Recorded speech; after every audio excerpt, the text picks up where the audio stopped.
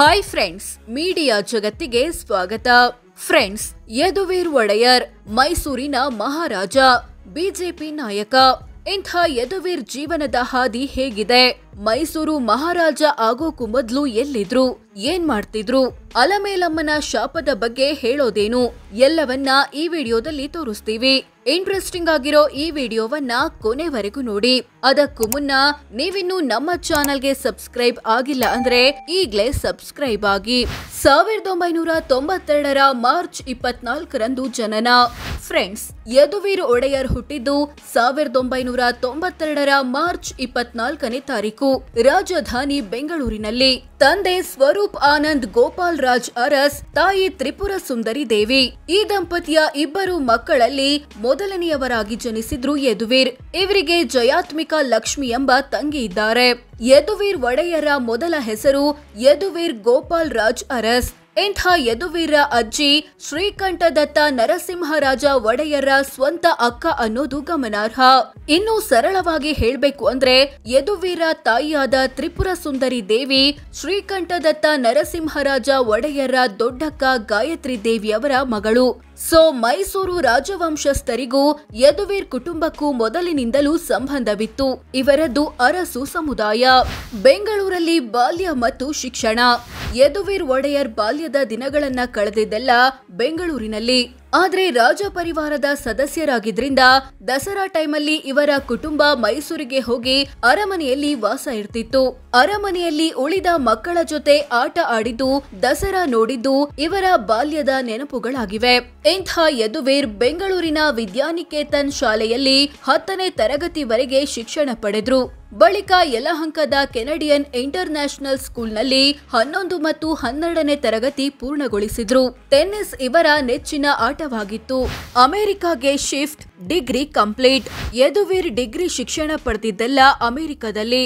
ಅಲ್ಲಿನ ಮೆಸಚೂಸೆಟ್ಸ್ ಯೂನಿವರ್ಸಿಟಿಯಲ್ಲಿ BA ಓದಿದ ಇವರು ಎಕನಾಮಿಕ್ಸ್ ಮತ್ತು ಇಂಗ್ಲಿಷ್ ವಿಷಯದಲ್ಲಿ ಡಬಲ್ ಮೇಜರ್ ಪಡೆದ್ರು. ಅಮೆರಿಕದಲ್ಲಿದ್ದಾಗಲೇ ಸಣ್ಣ ಮಟ್ಟದಲ್ಲಿ ಅಡುಗೆ ಮಾಡೋದನ್ನ ಕೂಡ ಕಲಿತರು. 2013 ಶ್ರೀಕಂಠದತ್ತ ಒಡೆಯರ್ ನಿಧನ. ಹುಟ್ಟಿತು ಹಲವು ಪ್ರಶ್ನೆ, ಸಿಕ್ಕಿತು ಉತ್ತರ. ಮೈಸೂರು ಮಹಾರಾಜರಾಗಿದ್ದ ಶ್ರೀಕಂಠದತ್ತ ನರಸಿಂಹರಾಜ ಒಡೆಯರ್ 2013 ಡಿಸೆಂಬರ್ ತಿಂಗಳಲ್ಲಿ ನಿಧನ ಹೊಂದಿದ್ರು. ಆದ್ರೆ ಮಹಾರಾಜರಿಗೆ ಮಕ್ಕಳಿಲ್ಲದಿದ್ದರಿಂದ ಅಂತ್ಯ ಸಂಸ್ಕಾರ ನಡೆಸೋದ್ಯಾರು, ದಸರಾ ಆಚರಣೆಗಳನ್ನ ಮುನ್ನಡೆಸೋದ್ಯಾರು, ಆಸ್ತಿ ವಿಚಾರವಾಗಿ ಕಾನೂನು ಹೋರಾಟ ಮುಂದುವರೆಸೋದ್ಯಾರು ಅನ್ನೋದು ಸೇರಿದಂತೆ 10 ಹಲವು ಪ್ರಶ್ನೆಗಳು ಎದ್ವು.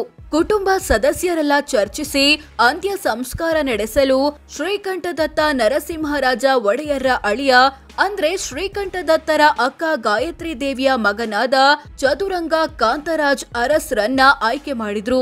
ಅದರಂತೆ ಅಂತಿಮ ವಿಧಿವಿಧಾನ ನಡೆಯಿತು. ಮುಂದಿನ ವರ್ಷ ಅಂದ್ರೆ 2014ರಲ್ಲಿ ದಸರಾ ಬಂದಾಗ ಚದುರಂಗ ಕಾಂತರಾಜ ಅರಸರೇ ಕೆಲವೊಂದು ಸಂಪ್ರದಾಯಗಳನ್ನ ನಡೆಸಿಕೊಟ್ರು. ಇದರ ಬೆನ್ನಲ್ಲೇ ಇವರೇ ಉತ್ತರಾಧಿಕಾರಿ ಆಗ್ಬೋದು ಅನ್ನೋ ಮಾತು ಕೇಳಿಬಂತು. ಆದ್ರೆ ಆಗಿದ್ದೇ ಬೇರೆ. 2014ರಲ್ಲಿ ದತ್ತು ಪುತ್ರನ ವಿಚಾರ ಚರ್ಚೆ. 2 ಹೆಸರು ಮುನ್ನೆಲೆಗೆ, ಯದುವೀರ್ ಆಯ್ಕೆ. ಯಾರನ್ನ ದತ್ತುಪುತ್ರನಾಗಿ ಸ್ವೀಕರಿಸಬೇಕು ಅನ್ನೋ ಕುರಿತು 2014ರ ಕೊನೆಯಲ್ಲಿ ರಾಜ ಮನೆತನದವರು ಚರ್ಚೆ ನಡೆಸಿದ್ರು. ಆಗ ಪ್ರಮೋದಾದೇವಿ ಮನ್ಸಲ್ಲಿ 2 ಹೆಸರುಗಳಿದ್ವು ಎನ್ನಲಾಗುತ್ತೆ. ಮೊದಲ ಹೆಸರು ಚದುರಂಗ ಕಾಂತರಾಜ್ ಅರಸ್ರ ಮಗ ದೇವರಥ್. 2ನೇ ಹೆಸರು ಚದುರಂಗ ಕಾಂತರಾಜ್ ಅರಸ್ರ ಸಹೋದರಿಯ ಮಗ ಯದುವೀರ್. ದೇವರಥ್ನನ್ನ ದತ್ತುಪುತ್ರನಾಗಿ ಕೊಡಲು ತಂದೆ ಚದುರಂಗ ಕಾಂತರಾಜ್ ಅರಸ್ಗೆ ಇಷ್ಟವಿರಲಿಲ್ಲ ಎನ್ನಲಾಗುತ್ತೆ. ಹೀಗಾಗಿ ಯದುವೀರ್ ಕಡೆ ಮುಖ ಮಾಡಿದ್ರು ಪ್ರಮೋದಾದೇವಿ. ಇದಕ್ಕೆ ಅಮೆರಿಕದಲ್ಲಿ ಓದುತ್ತಿದ್ದ 22 ವರ್ಷದ ಯದುವೀರ್ ಮತ್ತು ಪೋಷಕರಿಂದ ಗ್ರೀನ್ ಸಿಗ್ನಲ್ ಸಿಕ್ತು. 2015ರಲ್ಲಿ ದತ್ತು ಸ್ವೀಕಾರ ಕಾರ್ಯಕ್ರಮ. ಯದುವೀರ್ ಪೋಷಕರು ಹೇಳಿದ್ದೇನು? 2015ರ ಫೆಬ್ರವರಿ 23ನೇ ತಾರೀಕು ಯದುವೀರನ್ನ ದತ್ತು ಪಡೆಯೋದು ಮತ್ತು ಮರು ನಾಮಕರಣ ಮಾಡೋ ಕಾರ್ಯಕ್ರಮ ನಡೆಯಿತು. ಯದುವೀರ್ ಗೋಪಾಲ್ ರಾಜ್ ಅರಸ್ ಅಂತಿದ್ದ ಹೆಸರನ್ನ ಯದುವೀರ್ ಕೃಷ್ಣದತ್ತ ಚಾಮರಾಜ ಅರಸ್ ಅಂತ ಇಡಲಾಯಿತು. ಕಾರ್ಯಕ್ರಮಕ್ಕೆ ಸಚಿವರು, ಶಾಸಕರು ಸೇರಿದಂತೆ ಯದುವೀರ ಬಹುಕಾಲದ ಗೆಳತಿ ತ್ರಿಷಿಕಾ ಕೂಡ ಬಂದಿದ್ರು. ಆದ್ರೆ ಯದುವೀರ ಮಾವ ಕಾಂತರಾಜ್ ಅರಸ್ ಶ್ರೀಕಂಠದತ್ತ ಒಡೆಯರ ಸ್ನೇಹಿತರೆನಿಸಿಕೊಂಡಿದ್ದ ವಿ ಶ್ರೀನಿವಾಸ್ ಪ್ರಸಾದ್, ಸಿಎಂ ಸಿದ್ದರಾಮಯ್ಯ ಮುಂತಾದವರ ಅನುಪಸ್ಥಿತಿ ಎದ್ದು ಕಾಣ್ತಿತ್ತು.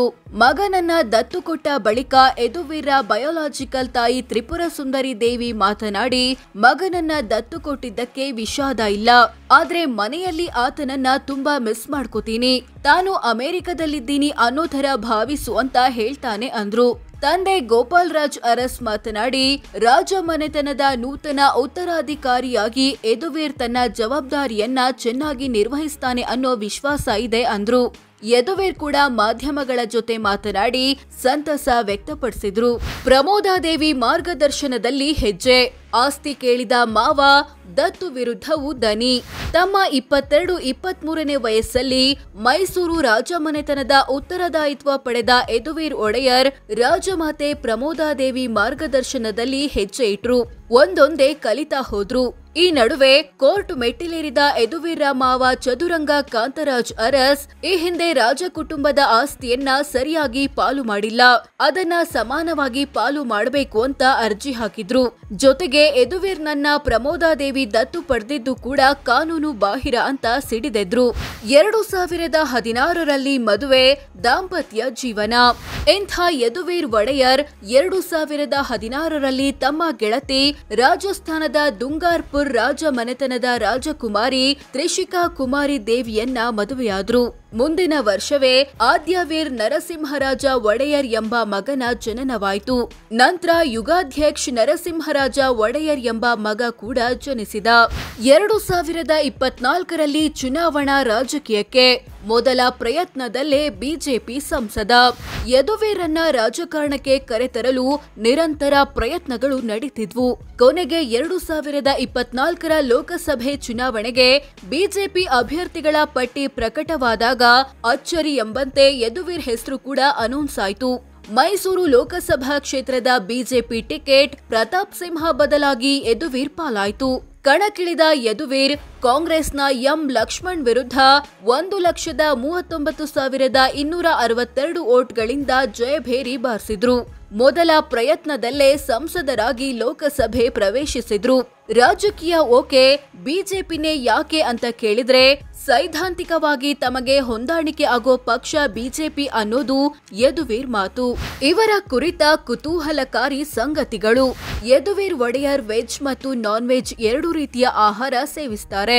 ಇವರಿಗೆ ಹುರುಳಿ ಸಾರು, ಮುದ್ದೆ ಮತ್ತು ಮೈಸೂರು ಸ್ಪೋರ್ಟ್ಸ್ ಕ್ಲಬ್ನ ಬಿರಿಯಾನಿ ಇಷ್ಟ.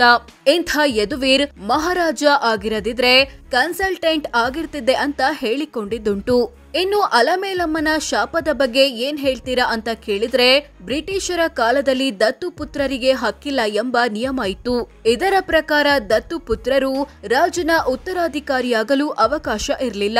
ಇದನ್ನ ಎದುರಿಸಲು ರಾಜ ಮನೆತನದವರು ಇಂಥ ಶಾಪ ಅಥವಾ ಬೇರೆ ಮಾರ್ಗಗಳ ಮೊರೆ ಹೋಗ್ತಿದ್ರು. ಅದರಂತೆ ಸಹಜವಾಗಿ ಮೈಸೂರಿಗೂ ಬಂದಿತ್ತು ಅನ್ನೋದು ನನ್ನ ಅಭಿಪ್ರಾಯ. ಒಂದ್ ವೇಳೆ ಅಲಮೇಲಮ್ಮನ ಶಾಪ ನಿಜವೇ ಆದ್ರೆ ಅದರ ಬಗ್ಗೆ ತಲೆಕೆಡಿಸಿಕೊಳ್ಳಬೇಕಿಲ್ಲ. ದೇವರ ನಿರ್ಧಾರದಂತೆ ನಮ್ಮ ಜೀವನ ನಡೆಯುತ್ತೆ ಅಂತಾರೆ ಯದುವೀರ್. ಸೋ ಫ್ರೆಂಡ್ಸ್, ಇದಿಷ್ಟು ಯದುವೀರ್ ಒಡೆಯರ್ ಜೀವನದ ಹಾದಿ ಹೇಗಿದೆ, ಹಿನ್ನೆಲೆ ಏನು ಅನ್ನೋದು ಸೇರಿದಂತೆ ಹಲವು ವಿಚಾರಗಳನ್ನ ತಿಳಿಸಿಕೊಡೋ ಪ್ರಯತ್ನ. ಇವರ ಬಗ್ಗೆ ನಿಮ್ಗೆ ಏನನ್ಸುತ್ತೆ ಕಾಮೆಂಟ್ ಮಾಡಿ ತಿಳಿಸಿ.